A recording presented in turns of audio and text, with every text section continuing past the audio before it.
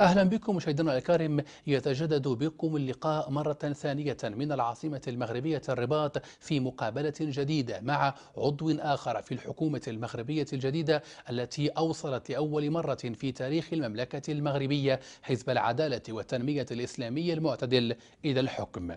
في هذه الحلقة نحاول أن نبحث مع ضيفنا الكريم ملفات الإعلام، خاصة وأنه بحسب المراقبين في المغرب من أبرز الأوراش التي أتت بها وعود البرنامج الحكومي بأن يحدث طفرة في هذا القطاع.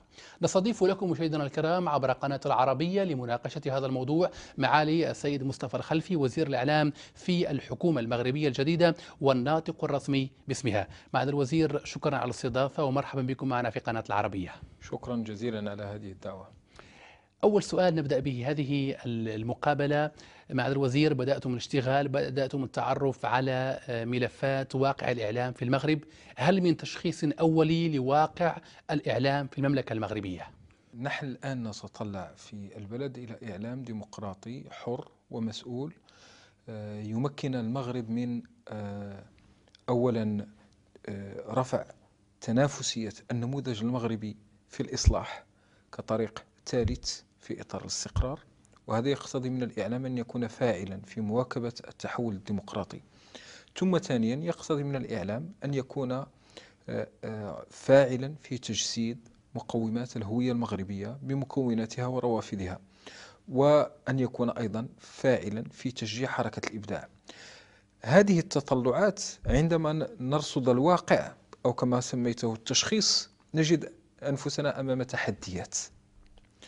هنالك تحديات ذات الطبيعة التشريعية، نحتاج إلى مراجعة القوانين التي تنظم المهنة، نحتاج إلى قانون عصري للصحافة يجسد ما جاء به الدستور على مستوى تعزيز ضمانات الحرية. نحتاج أيضا إلى قانون يمكن مهنة الصحافة من تنظيم ذاتي لضمان احترام أخلاقيات المهنة والارتقاء بها وتنظيمها.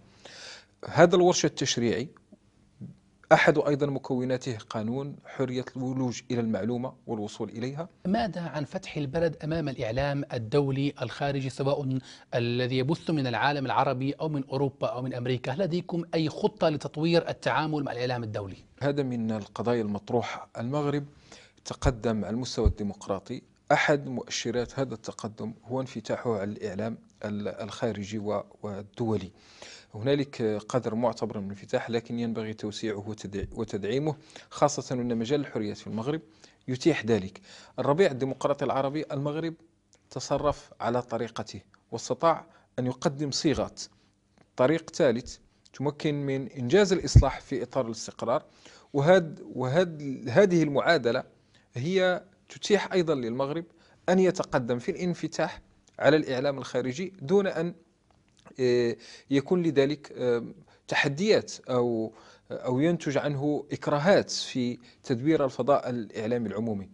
الأكثر من ذلك أن المغرب منذ 2002 اختار طريق تحرير المجال السمعي البصري، وهذا المسار الذي انطلق بشكل جنيني في سنة 2002 وأحدثت له بعد ذلك الهيئة العليا للاتصال السمعي البصري هو الآن يتطور بطريقة تدريجية. اليوم نحن وصلنا إلى مرحلة تقتضي صيانة المكتسبات ولكن تجاوز الاختلالات والانتقال إلى مرحلة جديدة تنسجم والتطور السياسي والديمقراطي الذي يعرفه المغرب.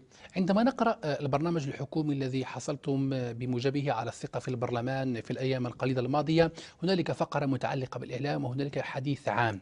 هل للوزير مصطفى الخلفي وصفات يشتغل عليها اليوم لكي يتمكن المغاربة في الداخل من رؤية إعلام، خصوصا إعلام حكومي تلفزيوني وإذاعي أكثر ديمقراطية وأكثر تنوعا، أم أن عملية التشخيص لا تزال قائمة؟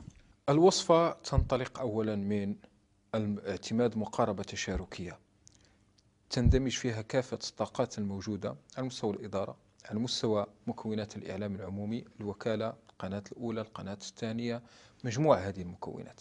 هذا المعطى الأول. المعطى الثاني، الوصفة تقوم على أساس تنزيل الدستور. الدستور طرح استحقاقات على المستوى اللغوي، على المستوى الثقافي، على المستوى الهوياتي، على المستوى الإبداعي، على المستوى الحريات. هذه الاستحقاقات ينبغي أن تجد طريقها إلى الممارسة العملية على مستوى القطب العمومي. الآن المرحلة تقتضي إجراءات عملية، وهذه الإجراءات تقوم على 3 عناصر. إصلاح حقيقي للمنظومة التشريعية. ثانيا تثمين الموارد البشرية لهذا القطاع وإدماجها في الدينامية الجديدة. ثالثا تدعيم الإطار التدبيري وفق قواعد الحكامة الجيدة التي تضمن تكافؤ الفرص، التنافسية، الشفافية، سيادة القانون، ربط المسؤولية بالمحاسبة، وهذا ورش كبير سيتم الاشتغال عليه. معالي الوزير، هنالك حديث بين المهنيين الصحفيين المغاربة أن وقعت لهم حوادث سير مع السلطة بسببها اليوم يتواجد المسؤول رقم واحد عن أكبر جريدة ناطقة باللغة العربية المساء في السجن. هل من إجراءات لإخراج هذا الصحفي من السجن أولا، وثم عدم تكرار مثل هذه الحوادث التي تكون لها الخسائر فادحة بحسب تعبير الصحفيين المغاربة؟ هو نحن نتطلع إلى طي صفحة التوترات الماضي وإلى تدشين علاقة إيجابية تمكن من انخراط هذا المكون الحيوي، لأنه لا يمكن أن نتصور ديمقراطية بدون إعلام قوي مستقل وديمقراطي حر ومسؤول في نفس الوقت. هذه العملية تقتضي منا أن ننهي توترات سابقة، وأن لا نشوش على الإنجازات المحققة ببعض ما أسميته بحوادث سير. الآن هنالك سعي على المستوى الحكومي بأن يتم بلورة مشروع عفو، لأنه لا يمكن أن نتدخل في عمل القضاء، هذه قضية مطروحة على القضاء. هنالك فصل بين السلطة القضائية والسلطة التنفيذية، لا يمكن أن نتدخل، ولكن في نفس الوقت يمكن أن نقوم بمساعي في إطار مشروع حل سياسي أو عفو يمكن من حل هذا المشكل. في العام 2011 المراقبون يرون في المغرب بأن علاقة الدولة المغربية مع الصحافة الأجنبية كانت علاقة توتر كبيرة جدا، وكانت هنالك مجموعة من المشاكل مع الصحافة الدولية. هل الربيع المغربي والذي هو جزء من الربيع العربي الذي حملكم اليوم إلى السلطة سيؤدي إلى ربيع حقيقي في علاقة الدولة المغربية، المملكة المغربية، مع الإعلام الأجنبي؟ هو علاقتنا مع الإعلام الأجنبي ينبغي أن تتأسس على الحوار وعلى التواصل الصريح والواضح. هذا كان جزء منه في السابق، والآن سيتم تدعيمه، لأن هذا الحوار الذي سيؤدي إلى استباق التوترات التي تنشأ. هذا المعطى الأول، خاصة أن هنالك قوانين في البلد ينبغي احترامها والعمل في إطارها. الأمر الثاني أنني أعتقد شخصيا أن المغرب تاريخيا استطاع أن ينشئ علاقة خاصة مع الإعلام الأجنبي، وهو في لحظات صعبة في الثمانينيات أثناء حرب الصحراء وفي التسعينيات.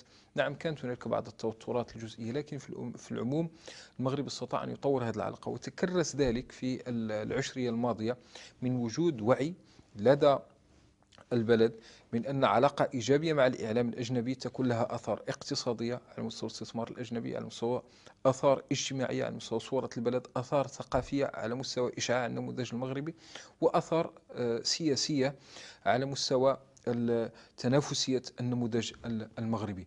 سؤال أخير في هذا الجزء الأول من هذه المقابلة إذا سمحتم معالي الوزير. هنالك تخوفات أثيرت خلال تشكيل الحكومة المغربية الجديدة، وأن حزبكم حزب العدالة والتنمية سيؤدي إلى قمع الحريات الفردية والحريات العامة، وإلى التقييد لها، وإلى منع هذا الأكسجين الذي يعرفه المغرب من الحريات الفردية والجماعية. كيف تردون على هذا؟ أولا هذه التخوفات غير مبررة وغير مبنية على أساس متين أو حقيقي، لأن أولا مشاركة الحزب في تحمل الشأن العام وفي قيادة الحكومة هي تأتي في إطار دستوري قدم ضمانات صريحة وصارمة وواضحة فيما يخص الحريات الفردية والجماعية، وفيما يخص المكتسبات المحققة في مجال الإبداع وفي مجال حرية التعبير في إطار من القوانين الجاري بها العمل. هذا الأمر الأول. الأمر الثاني أن الحزب في برنامجه الانتخابي ثم حاليا في برنامجه الحكومي قدم تصور واضح يقوم على أن التعددية المغربية، التنوع الثقافي الموجود، التعددية السياسية، الحريات الموجودة هي العناصر التي أوصلت الحزب لهذا الموقع، وأن صيانة هذه العناصر هي التي ستحافظ على مصداقية الحزب وستضمن استمراريته في تحمل الشأن العام. ثم ثالثا لا يمكن أن نتصور استجابة لانتظارات المغاربة بدون وجود إعلام مستقل يشكل رقابة على الموجودين في السلطة التنفيذية، لأن هذا الأمر هو الذي سيحدث التوازن ويمكن المجتمع من الدفاع عن قضاياه. معالي الوزير، هنالك نقاش على مستوى مهنة الصحافة في المغرب، وهو صعوبة الوصول إلى الخبر وإلى المعلومة. هنالك تشكي من المهنيين الصحفيين المغاربة سواء المغاربة أو الأجانب أن المعلومة في المغرب سلعة نادرة. هل من إجراءات في الحكومة الحالية للمساعدة، خاصة وأن الدستور فيه إشارة إلى هذا الأمر؟ هنالك توجه واضح تقرر قبل على مستوى قانون الصحافة، والآن اكتسب سندا دستوريا. الفصل 27 من الدستور صريح في إقرار إطار قانوني يضمن حرية الوصول للمعلومة ويرسئ هيئات لذلك. بل أكثر من ذلك، الفصل 165 يتحدث على أن الهيئة العليا للاتصال السمعي البصري تطلع بالسهر على حق المعلومة في المجال السمعي البصري. هذا أمر مهم. هنالك سند دستوري. الحكومة التزمت بإعداد قانون ينظم ذلك ويقر، وسيتم صياغته بطريقة تشاركية مع مختلف الفاعلين. الأمر الثاني، نحن أصبحنا في زمن لا يمكن فيه يعني تصور إخفاء المعلومة، بل لابد من توفير إطار يتيح الوصول إليها، وفي نفس الوقت مراعاة المقتضيات التي تهم الأمن الداخلي أو تهم حرية الحياة الشخصية للأفراد أو تهم بعض المقتضيات الخاصة. لكن في الإطار العام أنا أعتقد المغرب يتقدم. معالي الوزير، تتحدثون عن التواصل. هنالك انتقادات قادمة من الشرق نحوكم أنكم بلد مغلق لا يتواصل، ليس له أي خطاب إعلامي موجه صوب هذا المشرق الذي هو الجار، هو الإقليم، وهو الجوار الجغرافي. هل من إجراءات معينة ستمكن هذا الشرق المعاتب للمغرب اليوم أن يتواصل معكم وأن يفهم ما يقع عندكم؟ نعم، أنا أعتقد بأننا مطالبون بسياسة تواصلية موجهة للشرق وموجهة للعمق العربي والإسلامي للمغرب. هذا أحد الأبعاد التي كان لها دور في تشكل الهوية المغربية والخصوصية المغربية. علاقتنا مع الشرق هي ليست علاقة تضامن، أو هي علاقة أخوة وانتماء، وهذا الأمر له آثار اقتصادية واجتماعية وسياسية. الآن اقتصاديا الشرق يمثل متنفس للمغرب واعد. سياسيا الشرق شكل حاضن للمغرب خاصة في القضايا الحرجة والاستراتيجية للبلد. ثقافيا نحتاج إلى تعميق التلاقح والتواصل الثقافي. هنالك لغة مشتركة تشكل عماد وأساس لذلك. لا يمكن أن نتصور الآن أن بلدا يمكنه أن ينطلق ويواجه التحديات الاقتصادية، معضلات البطالة، تحديات الاستثمار المنتج، تحديات مكافحة الفقر، بدون سياسات تكامل اقتصادي حقيقية. وهذا من الأولويات الآن مطروحة عند الحكومة.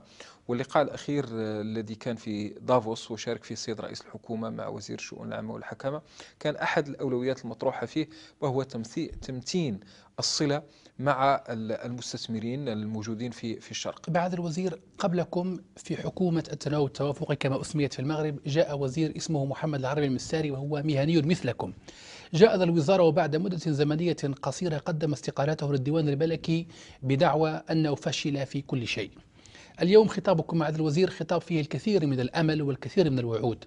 هل نتوقع سيناريو مماثل، وعذرا على هذه الطريقة في السؤال، أم أن الظرفية والمناخ والسياق الداخلي في المغرب مختلف؟ أولا، هي ليست وعود، هي التزامات دستورية، ونحن ينبغي دولة القانون هي الدولة التي تنفذ ما التزمت به على مستوى الدستور. هذا الأمر الأول، وينبغي أن نتعاون جميعا كافة الفاعلين.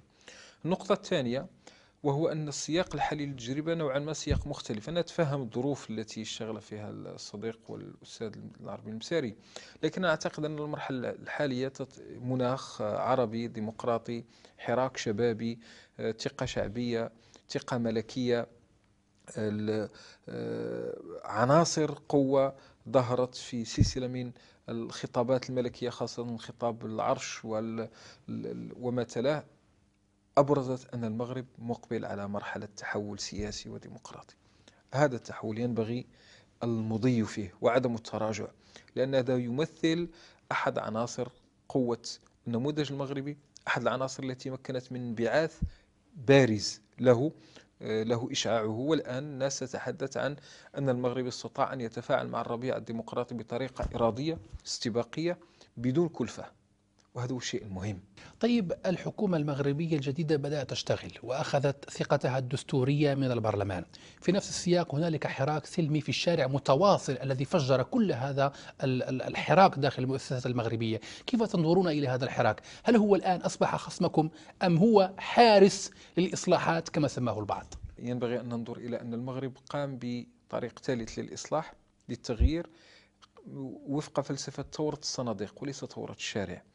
الذين شاركوا في الاقتراع 25 نوفمبر ثم ما حصل بعده من احترام لنتائج هذا الاقتراع ومن صياغة الخريطة السياسية والحكومة على أساس من نتائج هذا الاقتراع، هذا مسار سياسي يكشف على أن القاعدة العريضة والواسعة للشعب هي مع طريق في الإصلاح المؤسساتي في إطار الاستقرار وبشكل متدرج. هذا شيء مهم لا ينبغي أن ننساه. ونحن ننظر لحركة الشارع. حركة الشارع تعكس وجود تطلع إلى المضي في الإصلاحات. هنالك توجهات متعددة على مستوى حركة الشارع. المهم بالنسبة إلينا أن المطلوب هو التقدم في طريق الإصلاح. بالعودة إلى قطاع الإعلام هذا الوزير، هنالك حدث بصم المغرب في الأيام القليلة الماضية، وهو نشر جريدة يومية مغربية لكامل البرنامج الحكومي قبل أن يطلع عليه البرلمانيون وفق ما ينص عليه الدستور. ما هو تعليقكم على هذا الأمر؟ والسيد رئيس الحكومة عبر عن انزعاجه الشديد لهذه القضية. هذا شيء مؤسف، لأن التسرب الذي حصل مرفوض، وبالنسبة إلينا يعني كان مفاجأة ومشوش، لأن البرنامج الحكومي الجهة الأولى المختصة بذلك هي البرلمان التي ينبغي أن يقدم لها كاملا. ولهذا يعني اعتبرنا أن الأمر سلبي جدا. هنالك الآن التزام حكومي بعدم السماح بتكرار مثل هذا الأمر وبمتابعة هذا الموضوع. طيب، ولكن في نفس الوقت الصحفيون والمهنيون المغاربة يعتبرون الأمر إنجازا وفتحا صحفيا، كيف تردون على هذا؟ أنا بالنسبة إلي أتحدث عن ما يهم العمل الحكومي. العمل الحكومي ينبني على يعني المصداقية، ينبني على احترام المؤسسات، ينبني على تقدير مكانة المؤسسة البرلمانية، وهذا هو الذي يشكل بالنسبة إلي القضية الأساس. هنالك اليوم طفرة كبيرة على مستوى المواقع الإلكترونية الإخبارية المغربية والعالمية. هنالك نشاط كبير للشباب المغربي وللصحفيين المغاربة على مستوى مواقع التواصل الاجتماعي فيسبوك، تويتر، واليوتيوب. هل من إجراءات عملية لتقنين هذا المجال أم أنكم ستتركونه يعني مفتوحا؟ وكذلك هنالك سؤال مطروح من طرف المهنيين المغاربة: هل سيتم الاعتراف بالصحافة الإلكترونية كصحافي مهني كباقي وسائل الإعلام؟ ينبغي التمييز بين ما هو فردي يرتبط بالشبكات الاجتماعية وبالإنترنت. 14 مليون مغربي الآن مبحر في الإنترنت، أزيد من 4 ملايين صفحة فيسبوك موجودة في البلد. هذا شيء. وبين الصحافة الإلكترونية على مستوى هذه الأخيرة هنالك مطالب بضرورة التقنين والتنظيم والاعتراف، وأن تكون للدولة سياسة واضحة في التعاطي مع هذا الموضوع. وأنا أعتقد أن شروط الانتقال لهذا الأمر موجودة، خاصة وأنه على المستوى القانوني هنالك العناصر الأساسية من الاعتراف بوجود صحافة إلكترونية. على مستوى الجائزة الوطنية للصحافة هنالك الصحافة الإلكترونية، فلا بد من الاشتغال. هنالك في الأيام المقبلة سيتم حوار مع المعنيين بالصحافة الإلكترونية. شكرا لكم معالي الوزير على قبول دعوة القناة العربية وعلى إجابتكم على أسئلتنا. شكرا. بهذا نكون مشاهدينا الكرام قد وصلنا إلى ختام هذه المقابلة التي قدمناها لكم من العاصمة المغربية الرباط، واستضفنا فيها معالي السيد مصطفى الخلفي وزير الإعلام في الحكومة المغربية الجديدة والناطق الرسمي باسم الحكومة. نلقاكم على خير في مقابلة أخرى من الرباط.